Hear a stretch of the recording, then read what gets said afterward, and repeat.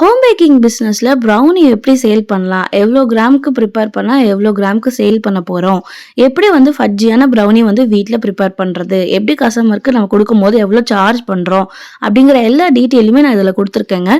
நான் Nivetha. Welcome to life of Indian mom. வாங்க brownie எப்படி செய்யலான்னு பார்க்கலாம். அதுக்கு முதல் நம்ம எல்லாத்துக்குமே மெஷர்மெண்ட் ரொம்ப அவசியம். பட்டர் வந்து 50 கிராம்ஸ் எடுத்திருக்கேன். அது வந்து ரூம் டெம்பரேச்சரில் வச்சுருக்கேன். Dark chocolate same 50 grams. எல்லாமே வந்து செய்கிறப்போ ஒரு 1/2 அன் முன்னாடியே எடுத்து வெளியே வச்சுருங்க. அப்போ தான் கொஞ்சம் உங்களுக்கு மெல்ட் ஆகிறதுக்கு ஈஸியாக இருக்கும். டைரெக்டாக ஃப்ரிட்ஜிலேருந்து எடுத்து யூஸ் பண்ணால் ரொம்ப நேரம் ஆகும் மெல்ட் ஆகிறதுக்கு.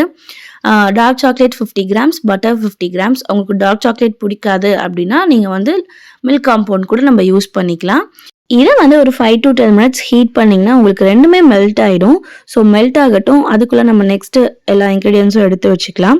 இப்போ பார்த்தீங்கன்னா ஒரு கிளியர் பவுலில் ஒரே ஒரு முட்டை மட்டும் ஆட் பண்ணியிருக்கேன். நான் சொல்லக்கூடிய இந்த மெஷர்மெண்ட் வந்து 1/4 கிலோ ப்ரௌனிக்கு. கீழே டிஸ்கிரிப்ஷனில் கண்டிப்பாக அதோட மெஷர்மெண்ட்ஸோட எல்லா அளவும் வைக்கிறேன். கண்டிப்பாக வந்து செக் அவுட் பண்ணி யூஸ் பண்ணி பாருங்கள். இது கூட வந்து நம்ம சர்க்கரை ஆட் பண்ண போகிறோம். உங்களுக்கு ப்ரௌன் சுகர் வேணாலும் ஆட் பண்ணிக்கலாம், ஒயிட் சுகர் வேணாலும் ஆட் பண்ணிக்கலாம். ப்ரௌனி செய்யும் போது கஸ்டமர் கிட்ட கேட்டுக்கணும், உங்களுக்கு ப்ரௌன் சுகர் பாதி ஒயிட் சுகர் பாதி ஆட் பண்ணட்டா, இல்லை எல்லாமே கம்ப்ளீட்டா ஒயிட் தானா. இதெல்லாம் வந்து கஸ்டமரோட டேஸ்ட்டுக்கு ஏற்ப நம்ம வந்து செஞ்சு கொடுத்துடணும். சிலர் காஃபி பவுடர் சேர்த்தாதீங்கன்னு சொல்லுவாங்க, சிலர் ஒயிட் சுகர்லேயே போதும்பாங்க, சிலர் எனக்கு கம்ப்ளீட்டா ப்ரௌன் சுகர்ல தான் வேணும் அப்படின்னு சொல்லுவாங்க. ஸோ நமக்கு கஸ்டமர் என்ன சொல்கிறாங்களோ அதைப்படி நம்ம செஞ்சு கொடுத்துடணும். முன்னவே நம்ம இதெல்லாம் டீட்டெயில்டாக அவங்கள்ட்ட நம்ம வந்து கன்வே பண்ணி சொல்லிடணும். ஸோ இன்றைக்கி வந்து காஃபி பவுடர் இல்லாமல் ஒயிட் சுகரில் மட்டும்தான் நம்ம பண்ண போகிறோம். காஃபி பவுடர்னால் ரொம்பலாம் இல்லைங்க, ஒரு ஸ்பூனில் காஃபி பவுடர் வாட்டரில் கலந்து நம்ம ஆட் பண்ணிக்க போகிறோம் இந்த ஸ்டேஜில், அவ்வளோதான். மற்றபடி வேறு எதுவுமே கிடையாது. காஃபி ரிச்சாக தெரியும். இப்போ வந்து வெனிலா எசன்ஸும் டைரி எசன்ஸும் நான் சேர்த்துக்கிறேன். வெனிலா எசன்ஸ் மட்டும் இருந்தாலே போதும், இதுக்கு டைரி எசன்ஸ் கூட அவசியம் இல்லை. நல்ல ஒரு ஸ்மெல், நல்ல ஒரு டேஸ்ட் கொடுக்கும். இந்த எக்கை வந்து நம்ம இந்த அளவுக்கு பீட் பண்ணும் போது தான் நமக்கு கிரிங்கிள் டாப் வந்து மேலே வந்து நமக்கு கிடைக்கும். இப்போ பார்த்தீங்கன்னா மெல்ட் ஆகிடுச்சு பட்டரும் சாக்லேட்டும். ஸோ அதை நல்லா மிக்ஸ் கொடுத்துட்டு சைடில் கூல் டவுன் ஆகிறதுக்கு எடுத்து வச்சுருங்க. இப்போ நம்ம வந்து ஒரு பவுலில் கொக்கோ பவுடர் எடுத்துக்கலாம். கொக்கோ பவுடர் மெஷர்மெண்ட் பார்த்தீங்கன்னா உங்களுக்கு 30 கிராம்ஸ். நான் சொல்லக்கூடிய இந்த மெஷர்மெண்ட் 1/4 கிலோ ப்ரௌனிக்கு 30 கிராம்ஸ் கொக்கோ பவுடர் எடுத்துக்கோங்க. உங்களுக்கு டார்க் கொக்கோ பவுடர் கிடைச்சாலும் ஓகே, லைட் கிடைச்சாலும் ஓகே. டார்க் கிடைச்சா ரொம்ப கசப்படிக்கும், அதனால கொஞ்சம் நான் மீடியமாக இருக்கிற கொக்கோ பவுடரை எடுத்திருக்கேன். இதுக்கப்புறம் நான் மைதா பார்த்தீங்கன்னா 33 கிராம்ஸ் எடுத்திருக்கேன். உங்களுக்கு வந்து இதிலே 1/2 kg டபுள் மடங்கு 2 மெஷர்மெண்ட்லேயும் எடுத்துக்கோங்க. எங்கள் வீட்டு குட்டி செஃப் கேக் ஸ்மெல் தெரிஞ்சதுமே கிளம்பி வந்தாச்சு. நானும் வந்து செய்கிறேன்னு சொல்லிட்டு, சரி அவன்கிட்ட நம்ம வந்து கொடுத்து அவனையே ஊற்ற சொல்லலாம் அப்படின்னு சொல்லிட்டு அவன்கிட்ட கொடுத்துட்டேன். உங்கள் வீட்டு குழந்தைங்க இதில் மாதிரிலாம் இன்ட்ரெஸ்ட்டாக இருந்தாங்கன்னா கூப்பிட்டு வச்சு வேலை வாங்க கற்றுக்கோங்க.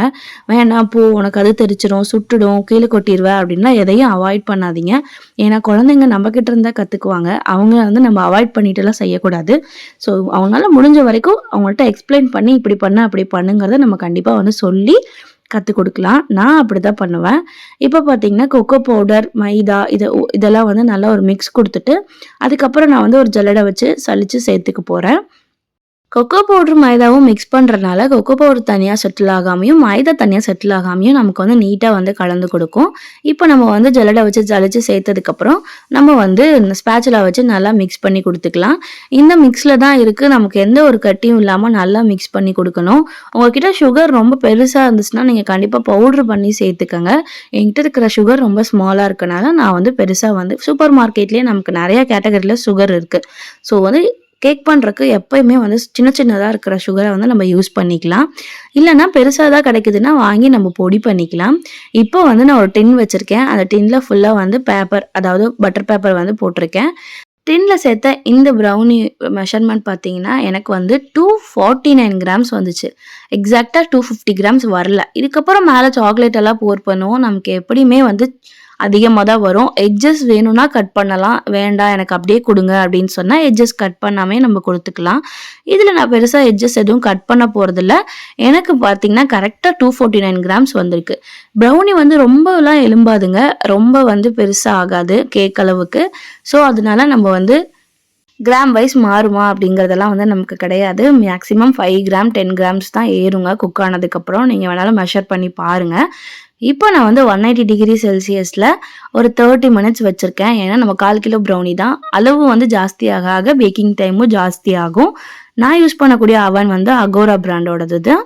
ஸோ நான் சொல்லக்கூடிய அளவுகள் சொன்னக்கூடிய மெஷர்மெண்ட் அந்தோட அவனுக்கு ஓகே தான். பட் இன்னும் குக் ஆகல அப்படிங்கும்போது கொஞ்ச நேரம் நம்ம எக்ஸ்ட்ரா கூட வச்சு நம்ம குக் பண்ணிக்கலாம். அவங்களோட அவனோட ஹீட்டிங் கெப்பாசிட்டி பொறுத்து தான். ஸோ பார்த்தீங்கன்னா நல்ல ஒரு கிரிங்கிள் டாப்போட ப்ரௌனி நமக்கு வந்து சூப்பராக ரெடி ஆயிடுச்சு. இப்போ இந்த ப்ரௌனிக்கு கஸ்டமர் என்ன மாதிரியான மேலே வந்து சாக்லேட் ஸ்ப்ரெட் கேட்குறாங்க அப்படிங்கிறத நம்ம வந்து பார்த்துட்டு அதுக்கு தகுந்த மாதிரி நம்ம ஸ்ப்ரெட் பண்ணி கொடுக்கலாம். 250 கிராம்ஸ் வெறும் பிளைன் ப்ரௌனி 250 கிராம்ஸ் வந்து 250 ருபீஸ்க்கு நம்ம சேல் பண்ணிட்டு இருக்கோம். மேலே வந்து உங்களுக்கு சாக்லேட் டாப்ஸ் எல்லாம் போட்டு கேட்டாங்கன்னா அதில் வந்து 20-30 ருபீஸ் எக்ஸ்ட்ரா ஆகும். கஸ்டமரோட நீட்ஸ் பொறுத்து நம்ம டாப் ஃபில் பண்ணிக்கலாம். ஸோ இதுதான் நான் பேக் பண்ணக்கூடிய ப்ரௌனி ரெசிபி. கண்டிப்பாக ட்ரை பண்ணி பாருங்கள். தேங்க்ஸ் ஃபார் வாட்சிங்.